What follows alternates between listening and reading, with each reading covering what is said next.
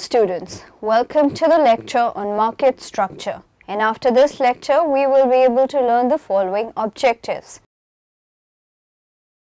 Explain the classification of market structure. Describe the monopoly. Explain the monopolistic competition. Understand the term oligopoly. Explain the characteristic of market. Let's start with the concept of market structure. A simple definition of this concept can be found in Paupas and Hursche. According to them, market structure refers to the number and size distribution of buyers and sellers in the market for a good or service.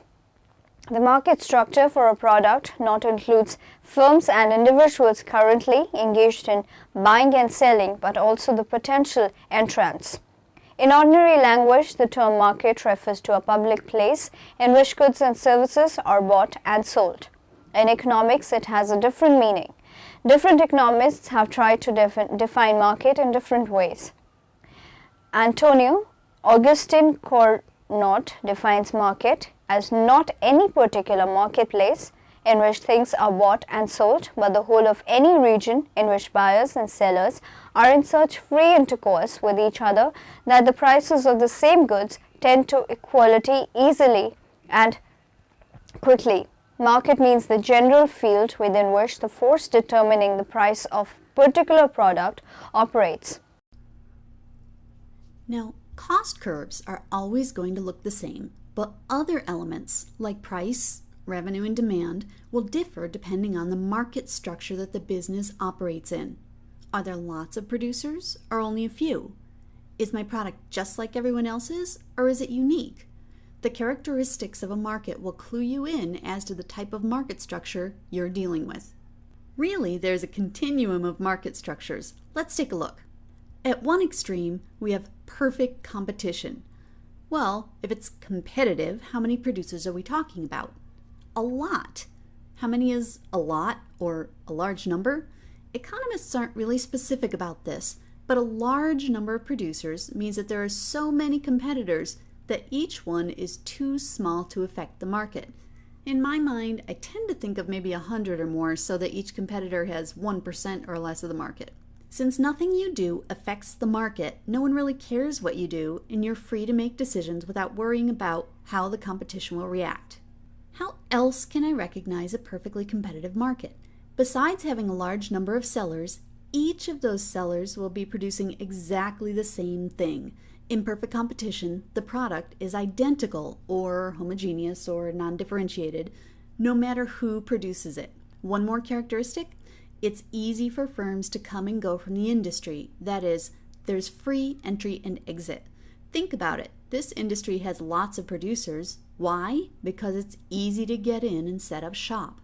In an industry like this, lots of producers all producing exactly the same thing, how much market power, where market power is defined as the ability to control the price, does an individual firm have? None. You have no ability to drive the price because 1, you're so small, and 2, everyone else produces exactly what you do. Time to think. What would happen if you tried to raise your price? Now let's take a look at the opposite extreme of the market structure spectrum. Instead of a huge number of producers, there's only one producer for the whole market, or a monopoly, the prefix mono meaning one. Furthermore, the monopolist's product is unique. There really are no substitutes for this product. Lastly, in a monopolistic industry, entry by other firms is nearly impossible due to the extremely high barriers to entry. We'll get into this more later, but a barrier to entry could be really high costs or legal protection like patents or copyrights. Given all of these characteristics, only one producer, a unique product, and no one else can get into the industry to compete with you, how much market power, ability to control price, does the monopoly producer have? The monopolist has complete control over the price within the boundaries of what consumers are willing to pay. Are there other structures? Sure. In fact, most real-world industries will fall somewhere in the middle ground, not at the theoretical extremes of perfect competition or monopoly. Two of these mid-range structures are monopolistic competition and oligopoly. A monopolistically competitive structure is still competitive, so there's still a lot of producers. Given that there are lots of producers, we can assume that entry into the industry is easy. Unlike perfect competition, however, the products are not exactly the same. Highly similar, yes. Highly substitutable, yes, but not identical. Think about, toothbrushes. You go to the store and there are toothbrushes with square heads, diamond heads, rubber grip handles, bi-level bristles, toothbrushes that play music, toothbrushes that glow in the dark, even with color indicators that tell you when to buy a new toothbrush. All toothbrushes, all highly similar and highly substitutable, but with slight differences. If I believe as a consumer that having a rubber grip handle helps clean my teeth better, then this differentiation gives the producer a small amount of market power. He or she could raise the price a little bit and I would still buy that rubber grip handle toothbrush. If they raise the price too much though, I'll switch to some other type of toothbrush. An oligopoly? Well, the prefix olig means few, so I'll have a few large producers making up the market, each with a large amount of control or market power. There are some barriers to entry, so it's hard, but not impossible, to get in. The product in an oligopolistic market can be identical, like the members of OPEC who produce oil, or differentiated, like car manufacturers. Also, the small number of producers could be just a handful, like cars, or a couple of dozen, like the oil producers. The key is that there are few enough producers that each one has a fairly large chunk of the market, large enough that any individual producer can affect what happens in the market. Because everyone's actions matter, the producers become mutually interdependent. Whatever one does affects everyone else. This mutual interdependence actually makes the oligopoly the most complicated type of market. According to Benham, market is any area over which buyers and sellers are in close touch with one another, either directly or through dealers, that the price obtainable in one part of the market affects the prices paid in other parts. Stonier and Haig explain the term market as any organization whereby buyers and sellers of a good are kept in close touch with each other. There is no need for a market to be in a single building. Let us now discuss the classification of market structure. As there are many factors deciding on the market structure, there are many variations as well, determining the particular market structure in the economy. If we try to explore that individually, it might not crystallize the concept. Markets are traditionally classified into four basic types. These are perfect competition is characterized by a large number of buyers and sellers of an essentially identical product, monopoly. In this situation, there is just one producer of a product. The firm has substantial control over the price. Further, if product is differentiated and if there are no threats of new firms entering the same business, a monopoly firm can manage to earn excessive profits over a long period.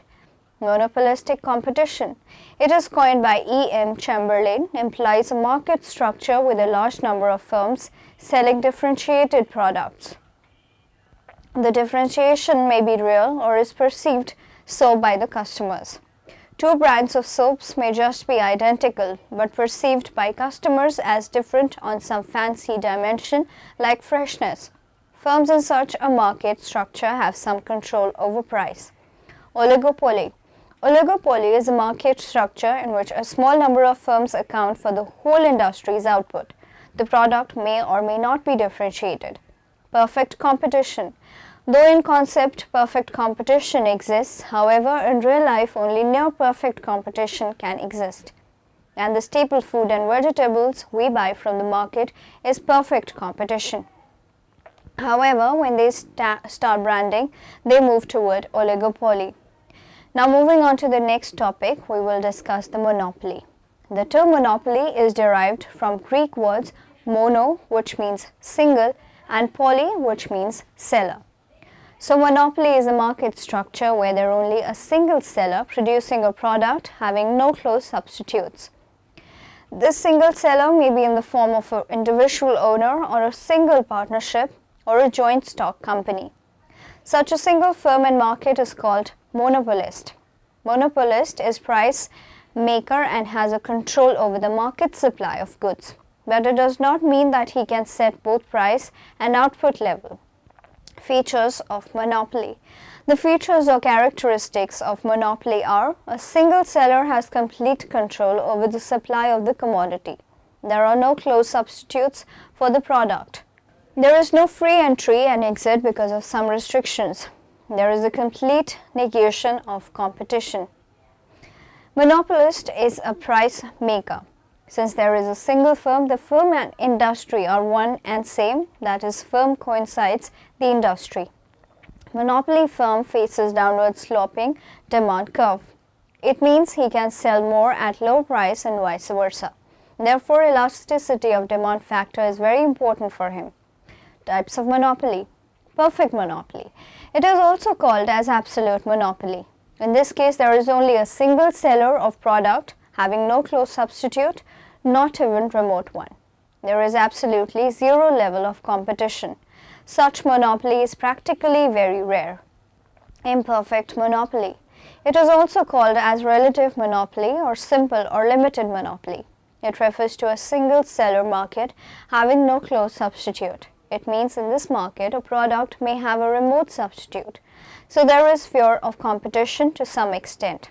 That is, mobile, cell phone, telecom industry, example Vodafone, is having competition from fixed landline phone service industry. Private monopoly. When production is owned, controlled and managed by the individual or private body or private organization, it is called private monopoly. Public monopoly. When production is owned, controlled and managed by government, it is called public monopoly. It is welfare and service oriented. So it is also called as welfare monopoly, example railways, defense, etc. Natural monopoly. It emerges as a result of natural advantages like good location, abundant mineral resources, etc. Example, Gulf countries are having monopoly in crude oil exploration activities because of plenty of natural oil resources. Potential benefits from monopoly. The debate about monopoly will never be settled. The consensus seems to be the economic case for and against monopoly needs to be judged on a case-by-the-case basis, particularly when assessing the impact on economic welfare. The standard economic case against monopoly is that with the same cost structure, a monopoly supplier will produce at a lower output and charge a higher price than a competitive industry. This leads to a net loss of economic welfare and efficiency because price is driven above marginal cost, leading to allocate inefficiency. Can monopoly be defended? Monopoly and economies of scale, because monopoly producers are often supplying goods and services on a very large scale. They may be better placed to take advantage of economies of scale, leading to a fall in the average total costs of production. Price discrimination. Are there potential welfare improvements from price discrimination?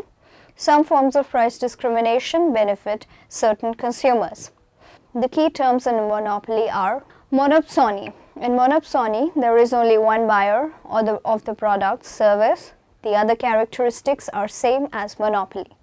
Government monopoly. In government monopoly, the government reserves the venture for it, also known as legal monopoly, government granted monopoly. It is sanctioned by the state government to encourage the investors in a risky project or venture. Monopolistic competition. When there are large numbers of firms in the market selling differentiated products which are close substitute of each other, it is known as monopolistic competition.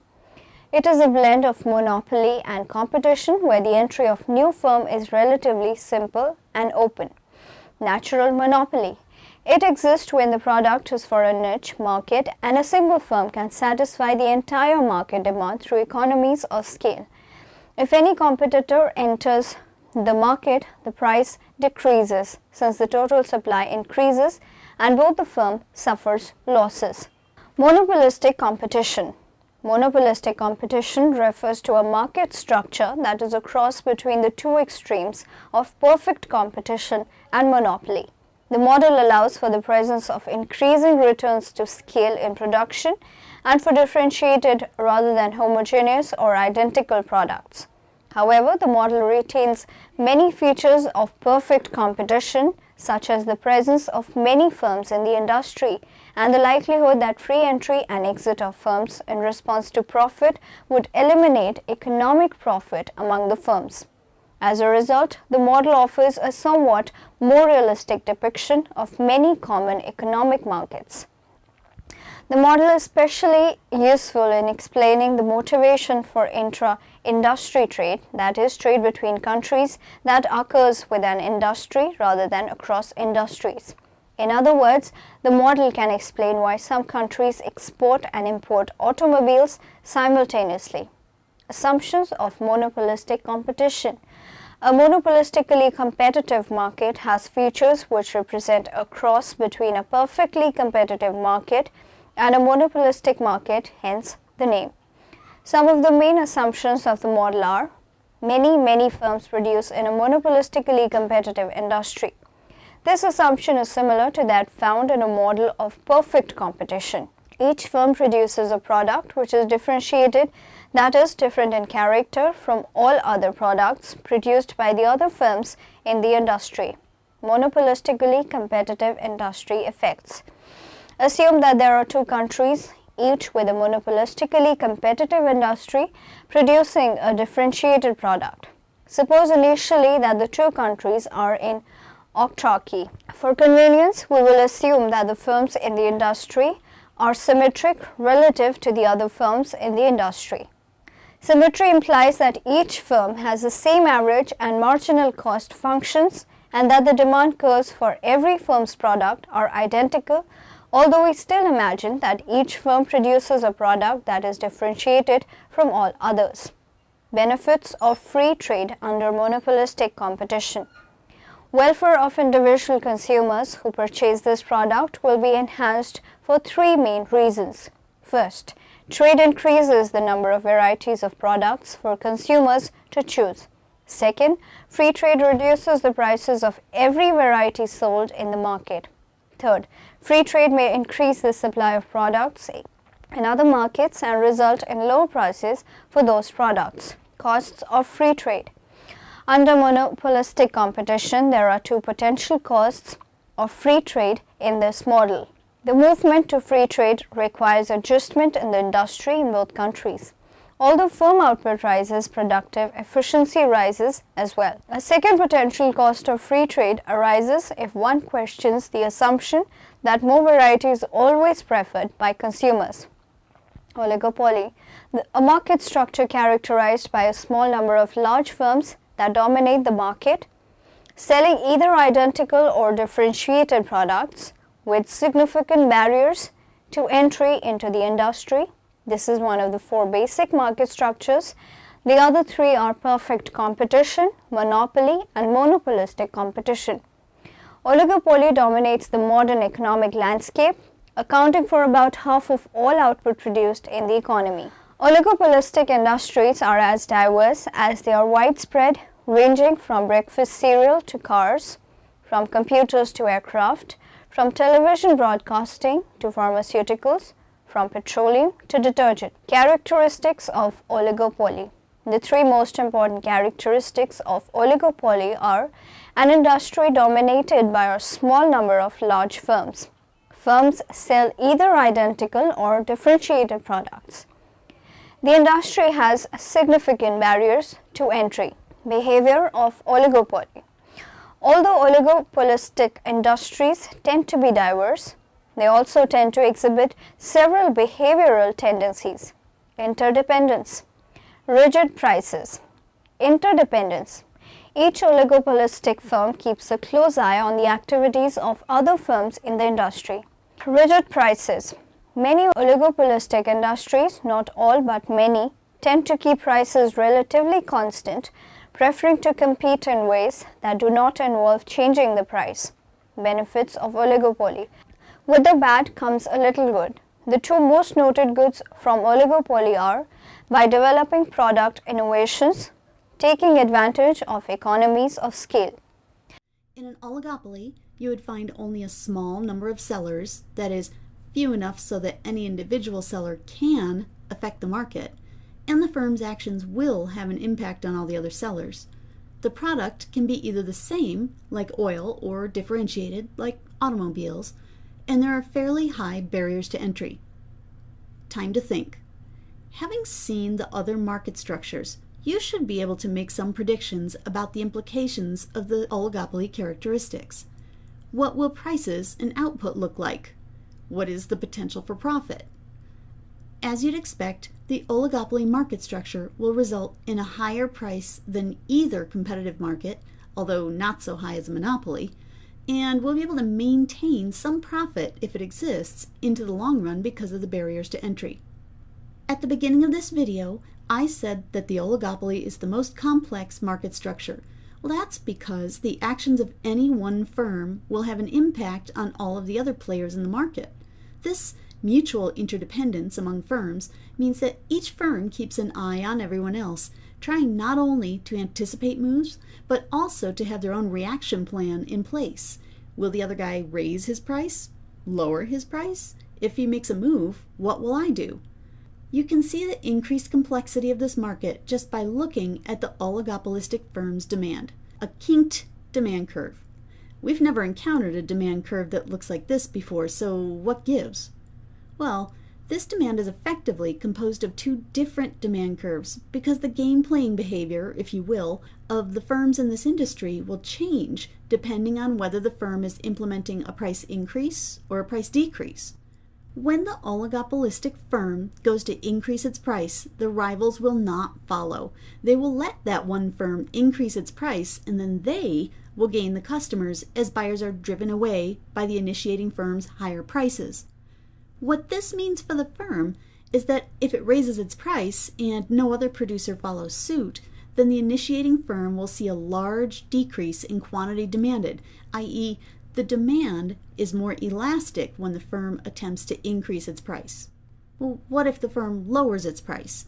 The rivals are aware that they could lose substantial market share if they do not follow along and lower their prices as well. But what happens if everyone lowers prices? The firm that initiated the price decrease would see very little change in quantity demanded because, for the most part, customers stay where they are. That is, the demand faced by the firm is inelastic when there is a price decrease. So if the firm raises price, no rivals follow, it loses a lot of customers, the demand is elastic. But if it lowers its price, everyone follows, and not much is gained by that firm in terms of sales, or you have inelastic demand. This will also result in a very unusual marginal revenue curve. Think about the marginal revenue that would be associated with the more elastic price increase scenario. Then consider the marginal revenue that would be associated with the more inelastic price decrease demand. The marginal revenue associated with the kinked demand curve would look like this. It's important at this point to be confident in what you know about a firm's profit maximizing behavior. Is this the weirdest looking demand marginal revenue graph you've ever seen? Sure. Can you still figure out the profit maximizing output? Definitely. You have the profit maximizing rule burned into your brain by now, don't you? All you need is the output where marginal revenue equals marginal cost. Marginal cost looks the same regardless of the market structure, so you just add it to the oligopolistic firm's demand diagram. You can find Q star, the output where marginal revenue equals marginal cost, and then use the demand curve to determine the highest price the firm can get the consumers to pay for those Q star units. From here, the analysis is the same as any other market structure. In the short run, the firm could make money, lose money, or break even, depending on the position of the average cost curves. If the firm makes money in the short run, the barriers to entry help to protect these profits even in the long run. Remember, in an oligopoly market structure, it is difficult but not impossible to enter the market, so there may be some loss of profit to new rivals over time. If the firm loses money in the short run, it will exit the industry in the long run, leaving behind more customers for the rival firms. So, in the end, how does the oligopoly compare to the other market structures? As expected, the oligopolistic firm can maintain profit into the long run, but the profits earned aren't quite as high as the monopoly could earn. Characteristic of market. The number of firms and product differentiation are extremely crucial in determining the nature of competition in a market. It has been tactically assumed that there are a large number of buyers. What would happen if there are several firms producing a standardized product but only one buyer? Obviously, the buyer on a different qualitative dimension. Similarly, product features and characteristics, the nature of production system, the possibility of new entrants in a market have profound impact on the competitive behavior of firms in a market. Production characteristics. Minimum efficient scale of production in relation to the overall industry output and market requirements sometimes play a major role in shaping the market structure. Why there are no more than, say, 5 or 10 integrated steel plants even in an advanced country like the USA can be partly explained by this factor. Since the minimum economic size of such a steel plant is few million tons, the entire world's steel industry can have no more than JOO efficient and profitable firms. Thus, every country has only a handful of steel plants. On the other hand, when one comes to re-rolling mills which take the steel billets or bars as input, the minimum efficient size comes down considerably, and given the existing demand, several firms can be seen to operate. Further, the minimum size does not remain constant but changes drastically with technological advancements. When technical changes push up the economic size of a plant, one notices that the number of firms decline over time. This can be noticed in some process industries like synthetic fiber. Conversely, technological innovations may make it possible for smaller size plants to become economically viable. In such a case, a lot of new entrants come and soon the market becomes highly competitive. Notice the personal computer's entry. Apart from minimum plant size factors like availability of the required raw material, skilled labor, etc. can also wood the market structure. Product characteristics. The given example refer to market situations with CTV and detergent powder as product examples. Both these markets have many firms and the products are differentiated. But in case of CTV, there are no close substitutes, BWTV being a poor one, whereas there are many substitutes to a detergent powder, bar soaps, chips cakes. Therefore, one notices more violent competition in the detergent market than in the CTV market. In the CTV industry, firms are competing with each other's products, but in the detergent market, the firms are competing with other substitute products as well.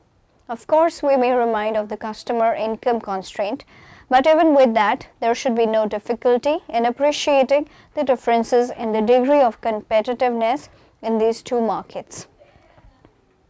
Similarly, when two locations are connected by road and rail, firms engaged in passenger bus service are not only competing with themselves but also with an alternate mode of transport. The physical characteristics of a product can also influence the competitive structure of its market. If the distribution cost is a major element in the cost of a product, competition would tend to get localized. Within a given region, firms would compete and make attempts to set up several plants around all the major markets in a bid to show their presence in all the territories. Similarly, for perishable products, the competition is invariably local. Conflict between physical characteristics and minimum economic size. An interesting question arises in the case of a product like cement. For reason of minimizing the transport costs on raw materials, most cement plants in the country are located near mine sites. A large efficient plant near a mine site can manufacture cement at the optimum cost, but the local demand is never large enough. If such a plant has to sell in faraway markets, the transport costs can be quite high. Customers located in such areas will always buy cement at a much higher price. The government partly offsets this by using the mechanism of levy price, which is the same throughout the country. Now in the end, let us summarize what we have learnt in this lecture. Market structure refers to the number and size distribution of buyers and sellers in the market for a good or service. Oligopoly is a market structure in which a small number of firms account for the whole industry's output. The term monopoly is derived from Greek words mono, which means single, or poly, which means seller. So monopoly is a market structure where there are only a single seller producing a product having no close substitutes. Monopolistic competition refers to a market structure that is a cross between the two extremes of perfect competition and monopoly. A monopolistically competitive market has features which represent a cross between a perfectly competitive market and a monopolistic market.